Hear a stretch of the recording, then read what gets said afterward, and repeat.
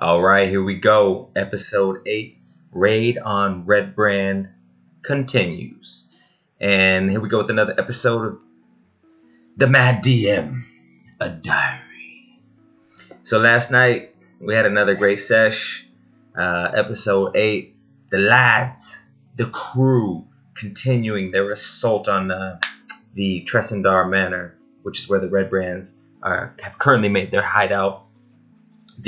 The local thieves guild, the brigands, the thugs of Phandalin, who are working in concert with this Glassstaff cat and the spider to find God knows what. And so our party consists of we got a gnome wizard, we got a elf that was raised by dwarves, who's an artificer. We got a dwarf rogue. We have a halfling. No, we don't have a dwarf rogue. We have a dwarf ranger, and we have a halfling rogue, and then we have a half-orc paladin. And well, let's get into it a little bit. I mean, this session picks up in our last session.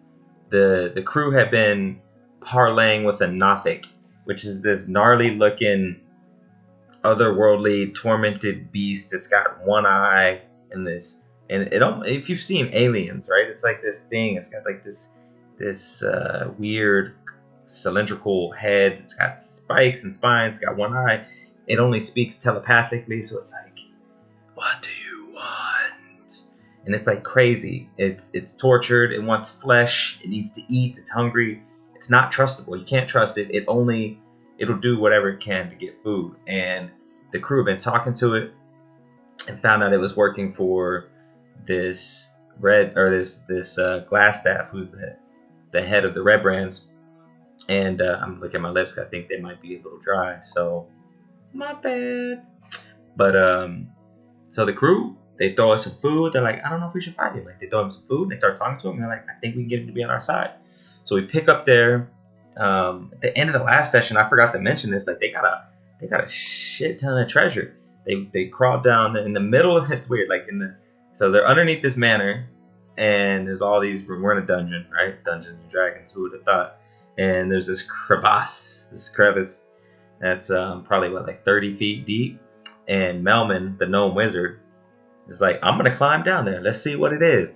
And he gets down there and finds some treasure. He finds a +1 magical sword. He finds some money. Finds a scroll of augury, which will be cool for him because he's gonna take this back and try and learn it to put it into his spell book. So that'll be an interesting dynamic when and if they make it back to town. Actually, after this, I think you'll see they're gonna make it back to town. So look, like in these sessions here, basically, I usually like to say this up front, but basically what I'm doing here is just kind of evaluating the session. Like, what happened, like a quick rundown of what went down. What did I learn as a DM? I'm a new DM. Like, this is session 8. This is my 8th session ever as a DM. So a lot of this is just me playing it back in my head and saying, what did I do well? What didn't I do well? What do I wish I would have done differently? And then also giving the players some tips and some insights into things that I'm seeing from them that I like, that I don't like, that they could change. And that's pretty much it. That's really all this is about. So if you don't care about D&D or any of those things, deuces, you know what I mean?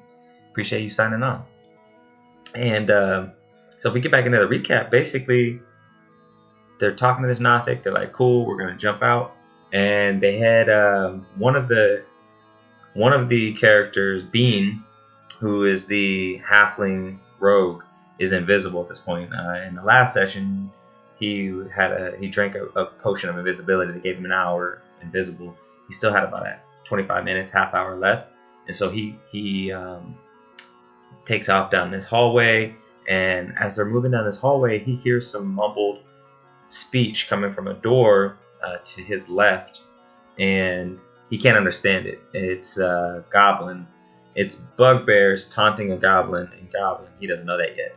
And the crew is like, hey, we're in Redbrand robes.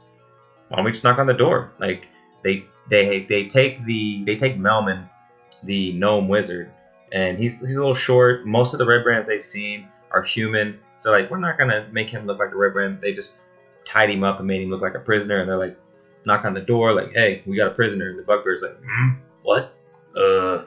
And as they do that, there's a little goblin in the room. The goblin passes out. He's like freaking out, and the bugbears are like, yeah, the guy, you want Glassstaff? Over that way. And the guys are like, hey, some intruders came. You guys should go to the front and protect. And the bugbears are like, and the bugbears don't really mess with the Redbrand, so they're like, whatever, we'll go check it out. And they go, and the guys head north, and they actually, before they head north, they search the room. They're searching the goblin. The goblin wakes up, and it's this little dude, Droop. Oh, Droop.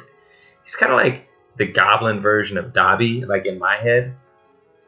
He's super scared and skittish, shaky, but he's trustworthy, and he doesn't like the Redbrands or the bugbears. Bugbears, they taunt him. It's nothing good. It's nothing good.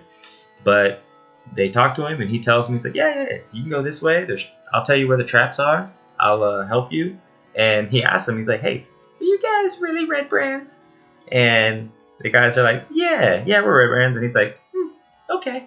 And it plays out kind of interestingly because the room north of them is a great room. And in the room, there are 4 Redbrands playing a card game. And when they go in, they have a moment where they can, like, immediately these guys recognize they're not Redbrands. And I was giving the players an opportunity to role play why they wouldn't recognize them or who they are, and it didn't work out for them. So it was immediately, let's fight. Like, it was roll initiative.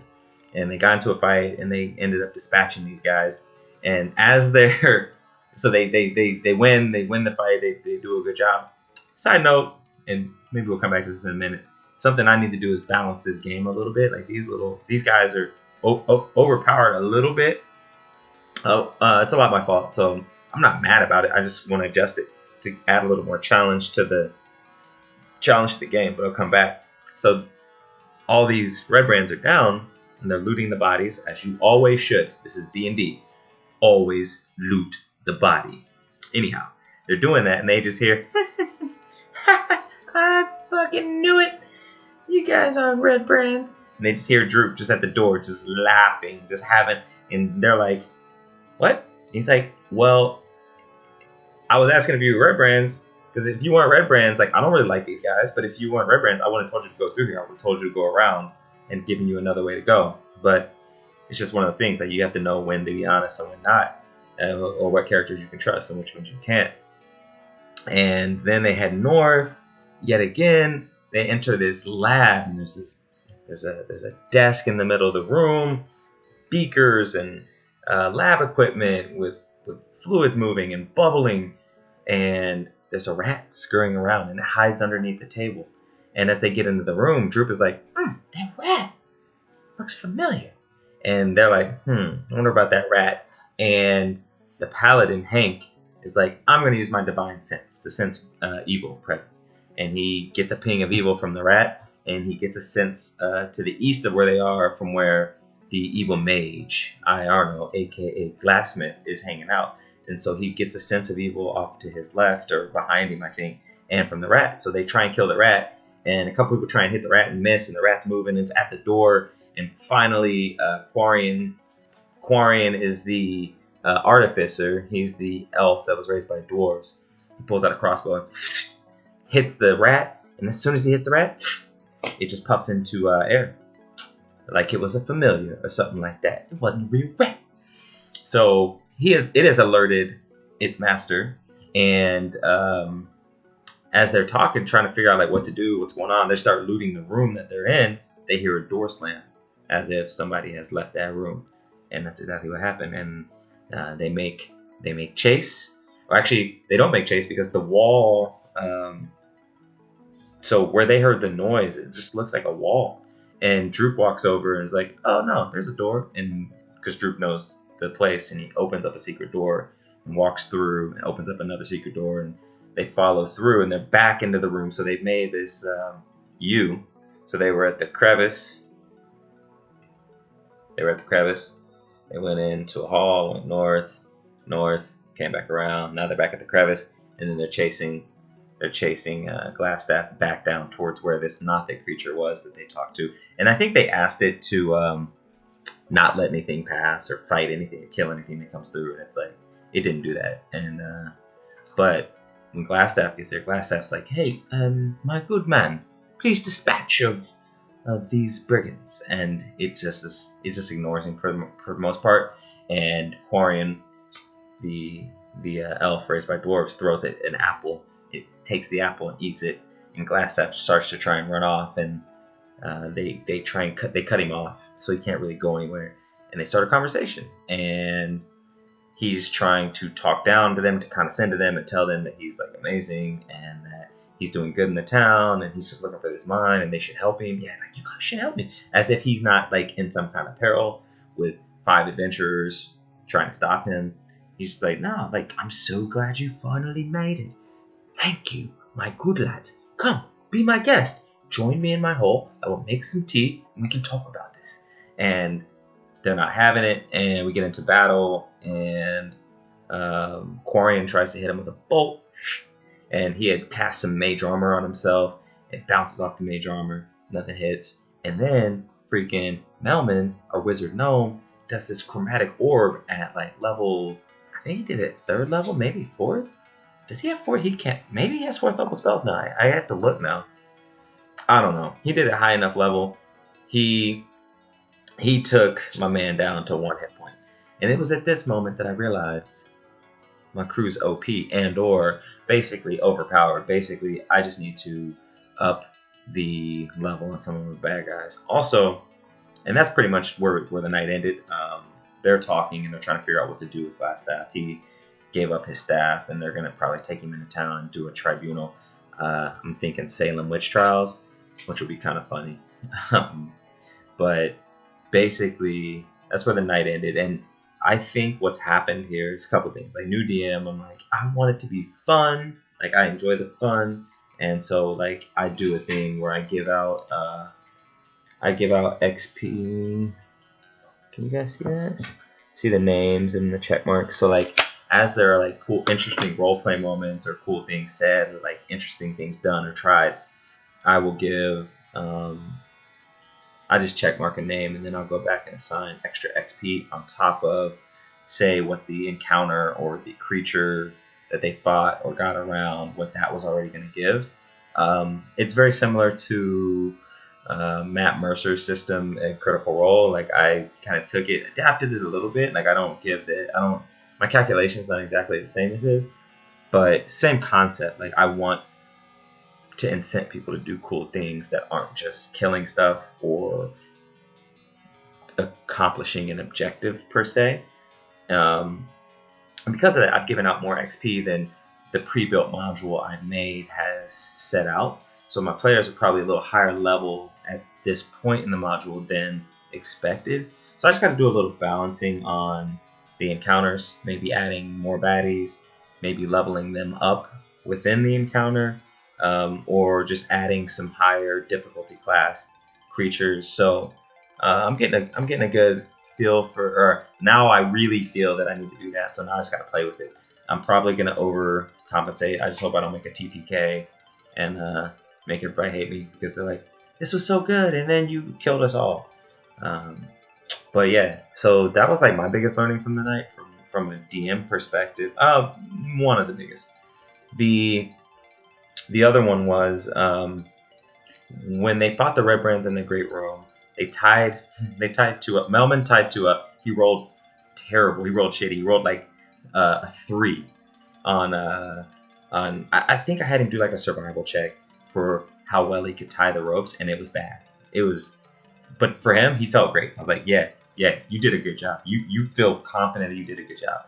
And then they're like, yeah, we're gonna smack him and wake him up and like get it answers out of him. As soon as they smack him and start to threaten him, they just break out of the ropes, and then it's initiative again. And but in that, as they were deciding what they were gonna do with him, a couple were like, I want to slit their throats, or we should just kill him. Like, we should just end him. And I was like, hey, like, what's your alignment? And I wasn't saying it like your alignment drives everything. I do not believe that your alignment drives everything. But I'm like, what did you select your alignment as and why? Like, what would your, for instance, Archie is the dwarf ranger. I was like, so would Archie slit their throats, or are you saying this because you would like to in this moment, or like, do you feel like they threatened your crew and you would do that? But it'll definitely have implications as to how I see you and how I'll react to you in this world, and how others will react to you in this world. Based if you make a decision like slitting the throat of an unconscious, tied up thug, whether or not they were a thug, they're not a threat to you right now. Do you see yourself as a good person in this world, a good guy, or do you see yourself as an evil thing? So that was learnings, or not learnings. Just a really good conversation that we had. Beyond that, there were some really cool roleplay moments. Actually, didn't really. My notes aren't so great on like what those roleplay moments were, but you saw the check marks. Like I checked them. Check. They were good. There were 2 battles yesterday. I feel like our pacing, like we're just hitting it. Like the battles, we're not wasting time. Even with leveling up, like one person had to level up to level 3 yesterday because he wasn't in the last session, so he had to do it on the fly. Making some decisions, at least from my standpoint, as to like how we're gonna do things. I thought it was kind of cool leveling up mid battle, like inside this encounter inside Tresendar. In the campaigns I've been a part of, we've usually not leveled up in the middle of something. Usually it's at breaks. I decided to try a level up inside of the encounter to see how that would play out. Added a couple things that I didn't think about, like my wizard was like, I got music. My wizard wasn't like, I got music. My wizard was like, I got new spells. How do I do that? And I was like, you get the extra slot, pick the spells that you want to add and number them, and I'll make a roll and you'll get one of them as part of it. Like just saying like, hey, you guys are fighting, your characters know nothing about leveling up, but they do get stronger at certain points and they don't know when or why. So why can't that just happen in the middle of an encounter? I don't know. I thought it was kind of cool. We'll play with it. I don't know if I'll do it again. Actually, I probably will do it again, test it, and then we'll see. I'm actually also thinking about switching to a system where gold acquired is XP instead of encounters and fights. So that'll probably be a switch down the road. But yeah, that's pretty much it. Real happy with last night. Real happy with the crew and where we are. I'm starting to feel more comfortable as a DM and playing around with voices and playing around with characters and concepts. Oh, there was one. So they rescued Sildar Hallwinter, and he actually wanted to go with them on the raid of Redbrand on the Tresendar Manor, but he's back in Phandalin because I forgot to wake him up and have him meet them. And halfway through last night, I remembered I was almost going to have him show up, but I was like, nah, I won't. I'll just have him meet him in town afterwards. So that's it. That's all I got. That's all I got, y'all. Next time, we'll finish raid on Redbrand, head back to Phandalin, and what will become of the double axe boomerang gang, I don't know. But I'm sure to be fantastic. Thank you for being you and for tuning in. D&D.